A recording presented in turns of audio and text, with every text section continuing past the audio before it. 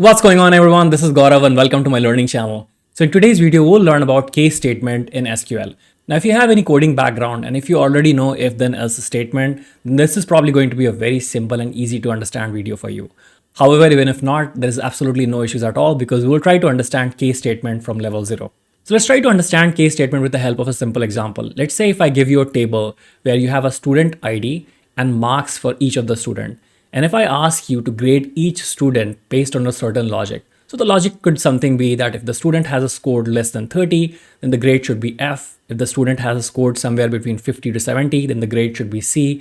And if the student has scored more than 90, then the grade should be A. So if you have to solve a problem like this in SQL, then you can use something like a case statement. So first of all, let's try to make this table and let's upload some data into that. So I've already pre-written this code over here. We are creating a table called ga1.studentTable. And in this table, you have two variables called student ID and marks. Student ID is integer and marks is float because sometimes you get marks like 89.5 or 89.7 and so on. And then afterwards, I'm inserting data into this table. So your first variable, the first value is 1. This is your student ID. And then afterwards, you have your marks secured by this particular student. So let's quickly go ahead and run it step by step. So moving on to the second step, which is where I'm inserting the data. Now let's take a look at the content for this table. Let me just extend this a little bit. Now you can see that you have student ID here, which is student ID is 1, 2, 3, 4, and so on up until 8. And then apart from that, we also have marks being scored by each of the students. So you have 10, 35, and so on. Now let's take a look at the logic that we are going to use to grade each student. So the logic is something like this. If your marks is less than 30, then your grade should be F. If your marks is in between 31 and 49, then your grade should be D. And if your marks is in between 50 and 69, then your grade should be C and so on. Now, as you can see that in the last statement, I have also put that all of the other scenarios which is not covered by these 5 statements should be tagged as a score not valid. Now, it's very good practice to put condition like this whenever you are writing a code, and I'll explain you why it's very important based on the data that we have just provided. So let me go ahead and write a code using a case statement to give a grade to each student. So the code will be something like select, first of all, we will select the student ID. Then we will also add marks being scored by each student. And I'll explain this syntax in a minute. Marks is less than equal to 30. Then your grade should be F. And then afterwards, we don't have to sort of write this again and again. So I'm going to go ahead and copy paste this 4 to 5 times. So this is 30. And then afterwards, this is 49.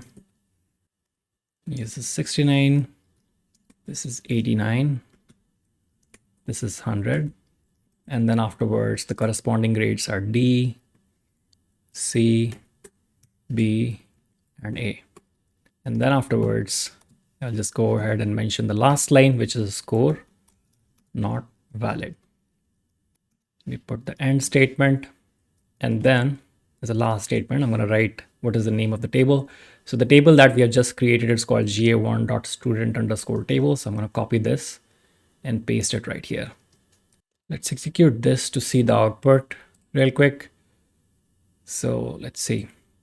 Now over here, you can see you have a student ID. You also have marks, and then you have something, and we have not specified the name of the variable. So I forgot to do that. Let me just quickly do that right now.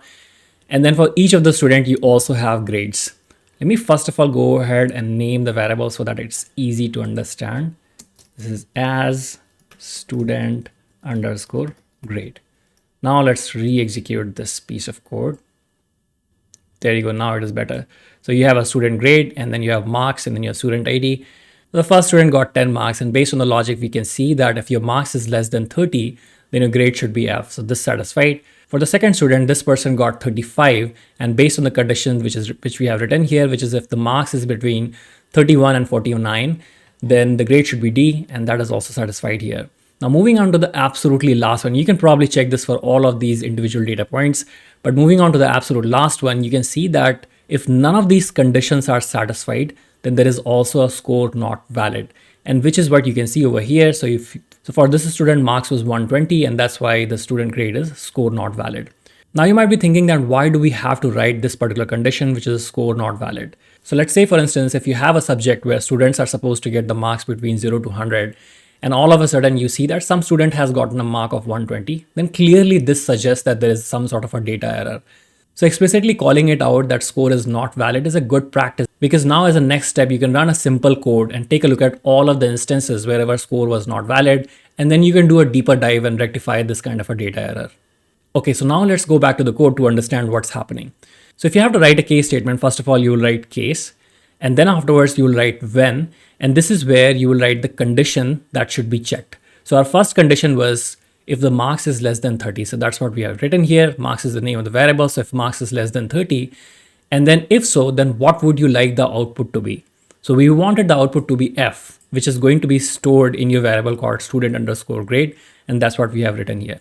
Now moving on to the next line over here, you can see that I have written this condition, which is when marks is less than equal to 49. However, if you look at this condition, which was the original logic, the condition says that if marks is in between 31 and 49. So I have not written the first part of the condition here. So I have not written that marks should be greater than equal to 31 and marks is less than equal to 49. And the reason behind is that the case statement actually executes line by line. So first of all, the code will start executing here and it will take a look at all of the student where the marks is less than equal to 30. So once we have checked for that condition, then only we are going to check for the second condition, which is marks is less than equal to 49. So technically, when your prompt will reach this particular line, you won't have any student where marks is less than equal to 30 because all those students are already categorized as grade F. However, if you want to specify this on top of your existing condition, there is absolutely no harm. You can definitely go ahead and do that. So let's try to do this real quick. The way to do this is going to be, I'm going to go ahead and say greater than 30, greater than equal to 31. And then pretty much all the other conditions remains exactly the same. So if I execute this, I'll get the exactly same output as it was earlier. So for the second student, I can still see that the grade is D and so on.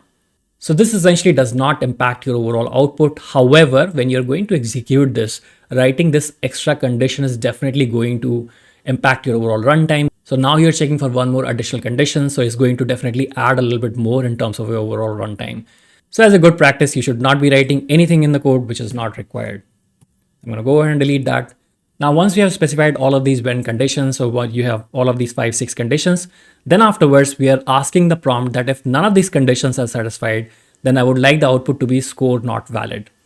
Now in the absolute last statement, I'm asking the prompt, let's store the output in the variable called student underscore grade. So hopefully this would have given you a good idea about how to use a case statement. This is probably one of the most simplest example of a case statement. Now there are so many other things as well that you could do with the help of a case statement. So right now we have done a simple exercise of categorizing the students in different categories, which is A through F, and we are calling that as a student grade. However, let's say that if I ask you to prepare an eligibility criteria for which one of these students are eligible for a scholarship, and the logic is something like this. I'm going to go ahead and paste this. This is a simple logic, so this is not the actual code. And the logic states that if your marks is less than 30, then you don't want to give any scholarship to the student. And if your marks is in between 30 and 70, then you would like to give the scholarship to this student. However, the calculation is that for every marks that student is getting, I'm going to go ahead and multiply that by 10. So let's say, for instance, for this particular category, if a student has gotten a 35 marks, then the overall scholarship should be 35 multiplied by 10. So that's 350. Similarly, the next condition is if your marks is in between 70 and 90, then your scholarship is every marks that you're getting multiplied by 20. And for the last category, if your marks is more than 90, then your scholarship is every marks that you're getting multiplied by 30.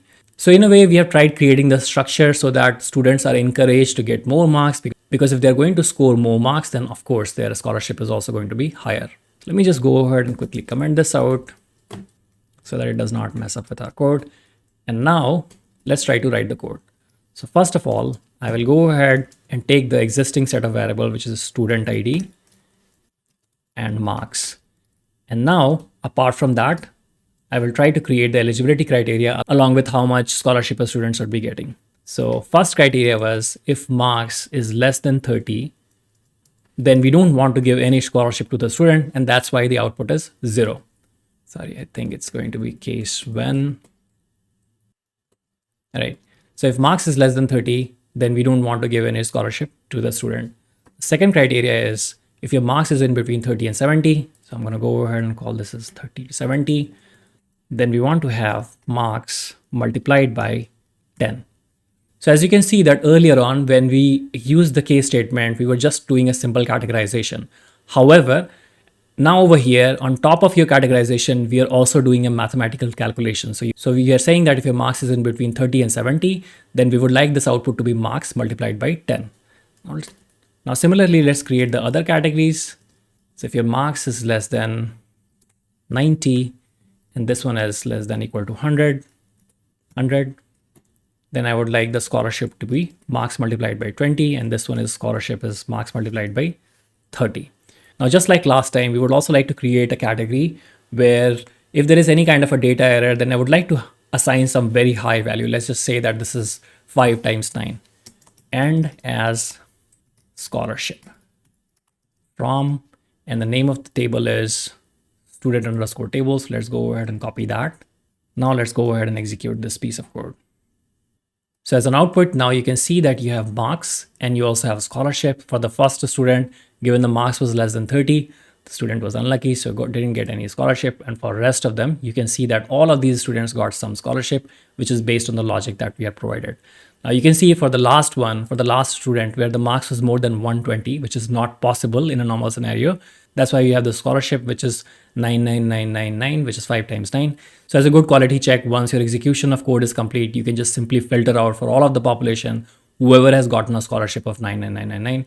And then afterwards, you can do a backtrack and you can see that where the error has happened and how come we have some sort of a data error. So these are some of the simplest example of a case statement. Hopefully this would have given you a good foundational understanding of a case statement. Again, as I have said earlier, the best way to understand any of these coding concepts is to do a lot of practice. So I would strongly suggest to do a lot of practice from LeetCode and from HackerRank.